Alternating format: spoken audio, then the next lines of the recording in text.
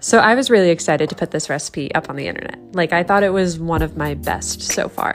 But as a creative who is sometimes insecure about my creativity, I'm also hyper sensitive to feedback. And I put this up on another platform that shall not be named, and it did worse than I've ever seen anything do.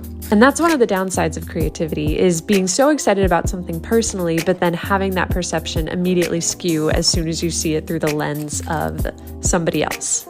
And I know at this point we're like, okay, it's a tomato. It's not that deep. But to be fair, it's also a tomato and an onion and lemon and chickpeas. So it is that deep. Thank you. But then I was complaining about said circumstance to my friend, and she said that on social media, people aren't that discerning and everybody has quote unquote Walmart tastes, which means that people are just like looking for the basics. But I kind of disagree. I feel like I'm trying to bring at least Target quality to the table, or like TJ Maxx at least. And I think it would be a disservice to dumb down our creativity to appeal to like either the masses or just appeal to an audience in general. Because this recipe, no matter what you think of it, just made me creatively so happy. And I think shying away from our art for other people is just never worth it.